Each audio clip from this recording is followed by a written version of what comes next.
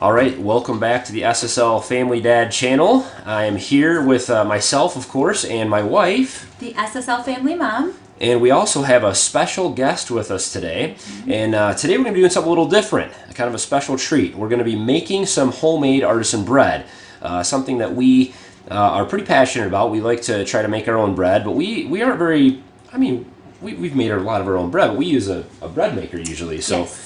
we're So the bread machine makes our yeah, bread. we don't really do anything but throw things in a bowl and then it does the work. So we're going to try to learn how to make some better breads. We have someone special with us today, Eric from Breadtopia.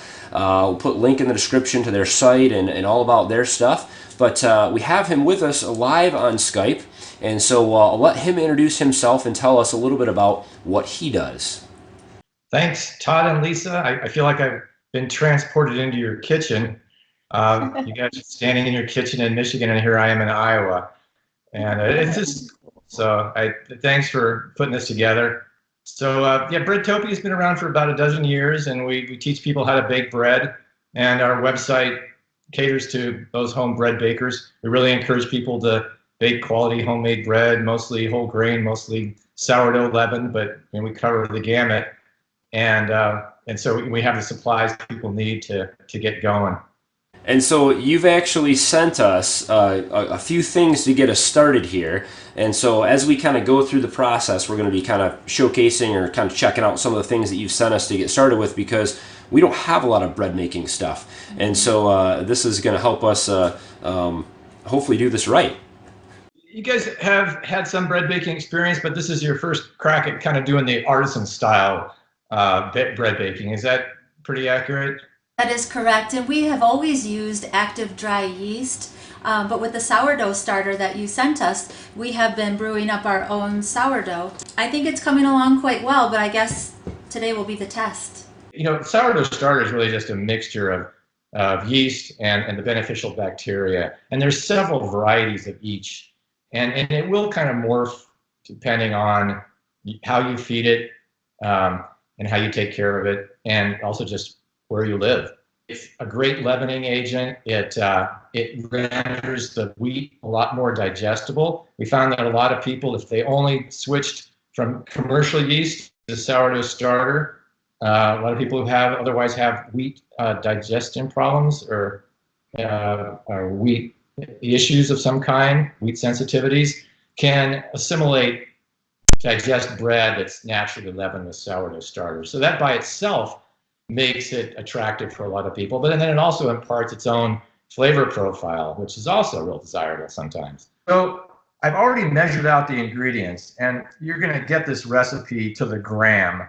And what we're going to do initially here is just start by doing everything precisely, and then the way I really do it in real time is I don't measure anything pretty much, but that's not how we're going to start.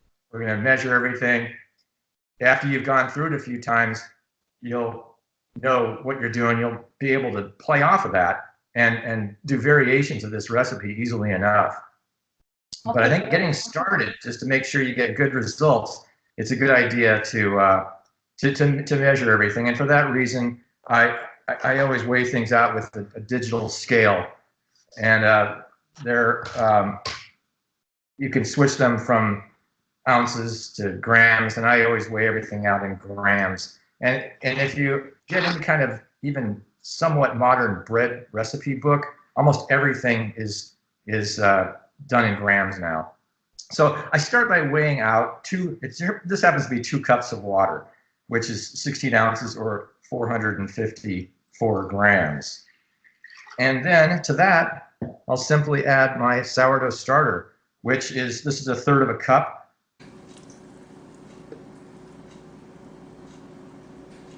So we want it a little thicker than this, Eric?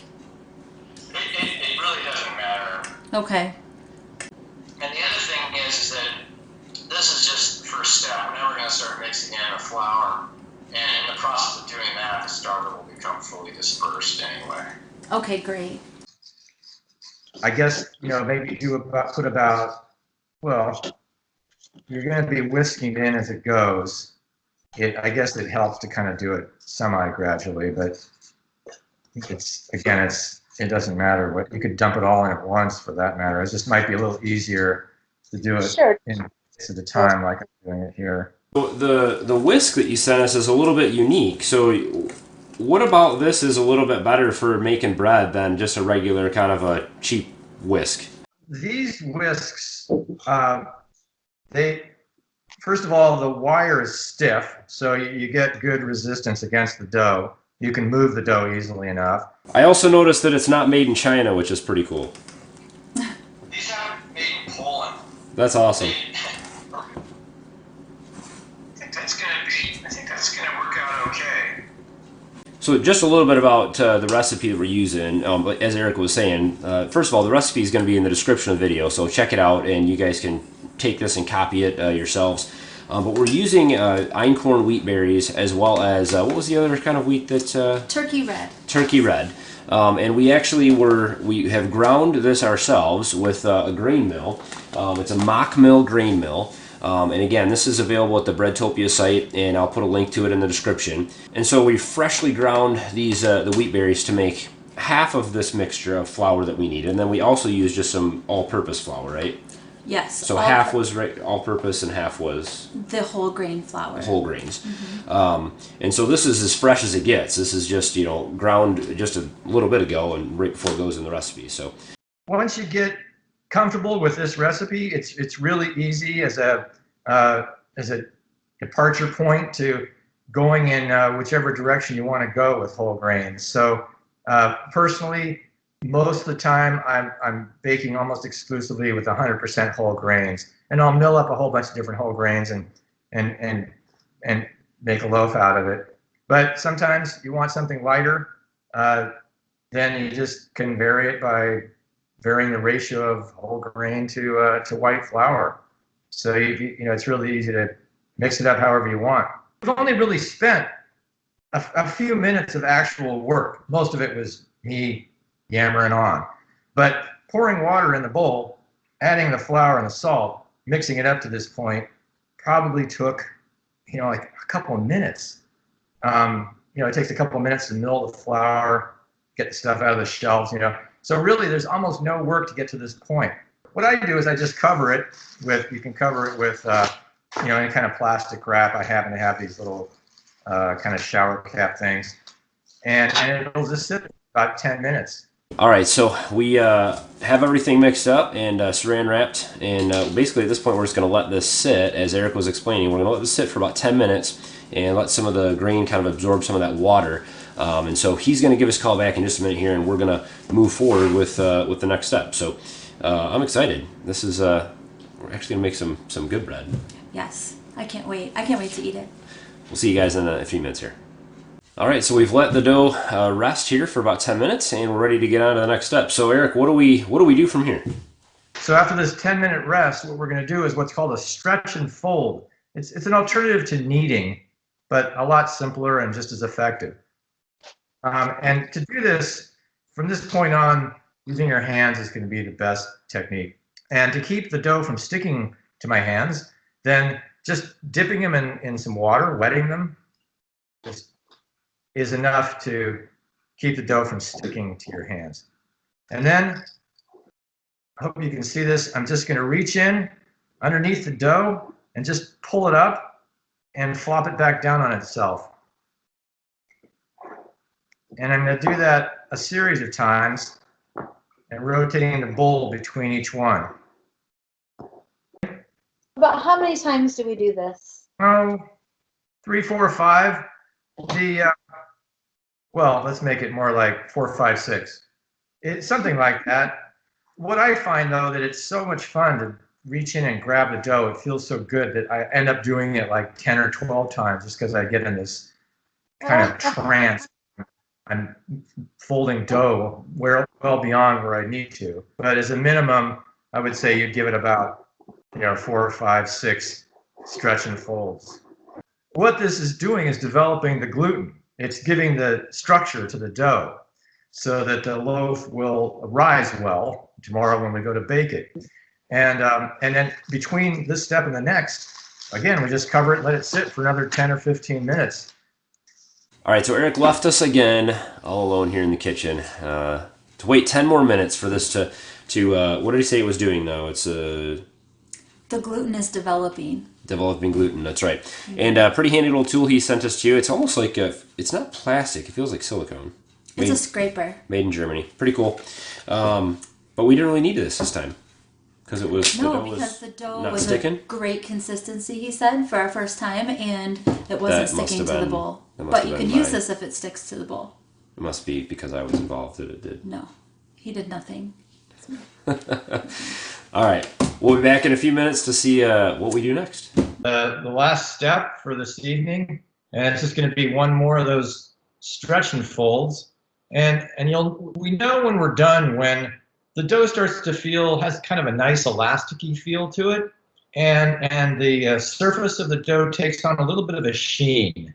I don't know if the camera's going to pick it up, but we'll see. By the way, in that break, I transferred the dough to a clear glass bowl just because I thought it might be easier to see what was going on. It's just nice and elastic, feels really good, nice cohesive, supple dough. And I could just stop right here. I'll probably do a couple more just because I like doing it, but you really don't need to at this point. This is all the dough development that's necessary to get us where we need to go. And then it's just a matter of letting it proof overnight. And by the way, it's just as easy to start in the morning and bake at night as it is to start in the evening and bake in the morning. So you can work it around your schedule. You can, for a lot of people, it's possible to do it even, around a work day. Do we need to, put it in a warm place, just room temperature, dark, whatever, doesn't matter? That's a great question. It's really surprising, almost shocking to me, the difference it makes between a cold room and a warm room. The proofing time is going to be somewhere in the neighborhood of 8 to 12 hours. 8 if it's really warm, so that would be maybe a summertime proof, to 12, like it could be even tonight. It depends.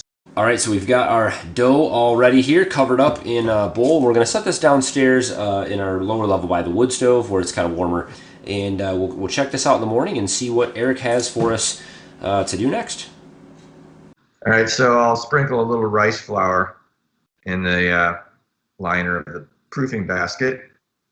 And then I'll cover that with a little whole grain flour. And then as far as the dough goes, I've got this same kind of gelatinous, really spongy, jello-like glop here. And it rose like crazy. I know this bowl was maybe half full last night, right? And then I'll flour the counter pretty well and just scrape it out into a pile. And then sometimes I'll sprinkle a little flour on top. And then I'll just kind of flatten it out a little bit. Not putting a lot of pressure on it because I don't want to degas it completely.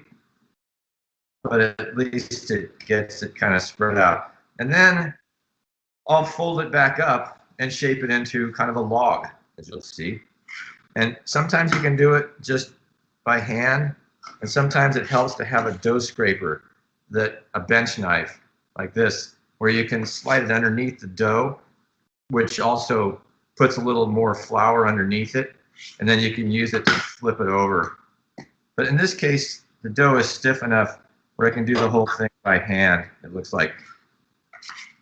And then I'll just kind of shape it into kind of a compact log. It's not as long as the basket is long, but that's okay because what'll happen is as it goes through its second rising period, it'll spread out some and kind of conform more to the shape of the basket. And then I'll just put it in here. And that's it. It's pretty simple.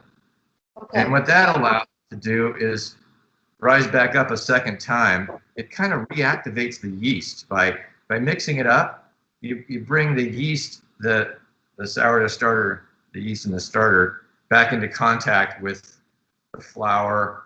It kind of restarts it. it gets it going again. Yep. I'm going to put this in the oven right now, and in about 25 minutes, I'm going to turn the oven on to 500, and then after another half hour, it'll be ready to go in. This thing is cool. Okay, it is. It's looking pretty good. I mean, I think that's just the right. You got it at the right consistency. It's still got a fair amount of gas bubbles in it. You know, the CO2 for fermentation, and Okay. it'll rise up nicely in the basket. All right, so we have, we're just about ready to throw this in the oven, but we're going to do, it's doing one last proof. So it's going to sit for, he said, about 45 minutes to an hour, somewhere around there. Yeah, a little bit longer. Okay. And so we've just kind of formed it into this proofing basket, it's called. And that was rice flour that we put in there. So it's nice having this mill because you can actually just take rice, throw it in there, and mill it into rice flour. And that rice flour works really good. It's kind of a coarser flour, I think. And it's good for keeping this dough from sticking in the proofing basket. So we're going to let this sit here. And then in just a little while, we're going to put this clay baker into the oven and preheat this up to 500 degrees, so this will be nice and hot. And then what's the next step? Then we're gonna put the dough in and bake it, right? That's right. Awesome. And eat it. And then eat it. So we'll be right back when we're ready to throw this in the oven. So yeah, my dough it's been, how long has it been? About an hour and 10 minutes or so. It is a little warm in here, so it's ready to go.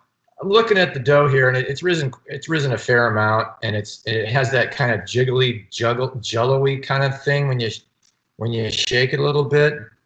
So this is 500 degrees, and what I do is I just hold the rim of the basket up to the rim of the base of the baker and just rotate it.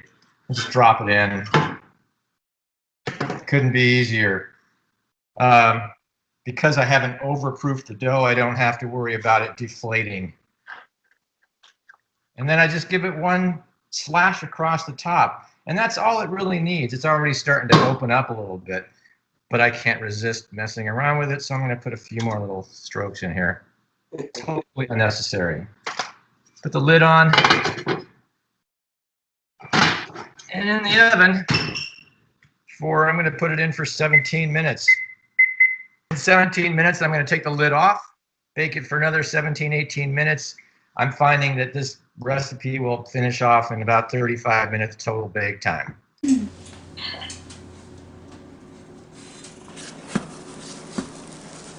the lid on there, it traps enough of the steam, holds enough of the steam close to the dough, so you don't have to spritz it. So that's what we have. And now it looks done, you know, and it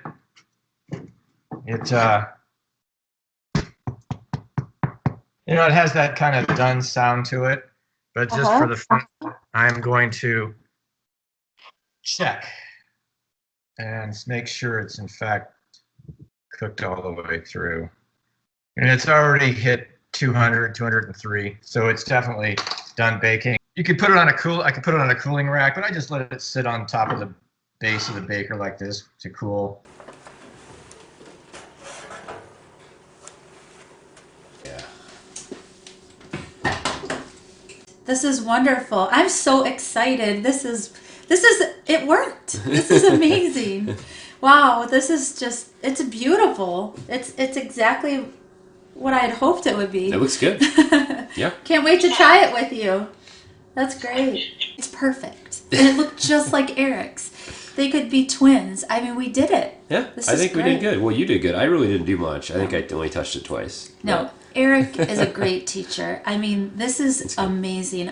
We tried this a long time ago in cast iron. It did not turn out like this. No, I mean, it was all right, but it definitely didn't turn out like this. So this is cool. So we'll show you guys some close-ups. So he mentioned to us that the bread is really still baking for about the next 30 minutes. And so we're going to let it sit here. We just kind of set it on top of the clay baker, and we'll just let it sit here and just kind of cool down a little bit for about 30 minutes. And then he's going to give us a call back. We're going to cut the bread and give it a taste. So that's what I've been waiting for this whole time. Me too. All right. This is great. I'm going to get the butter out. See you in a few. All right, let me cut another one.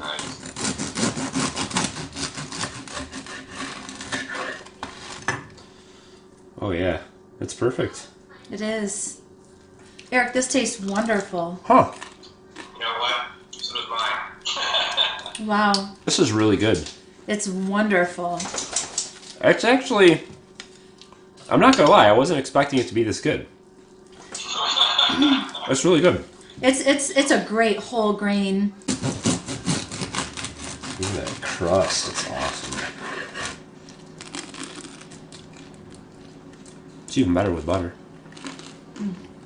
Well, it's been a lot of fun going through this process. I know a little bit longer video, but a lot to include in here, and it's nice to have Eric because he is really an expert in making bread. He he came up with this recipe on his own, designed it, kind of tailored it specifically for what we had, and it's been awesome. So recipe is going to be in the description. The discount code for Breadtopia will also be in the description with information about that. So check out their site. It's super awesome, and literally they have everything that you can imagine to make bread. Yeah.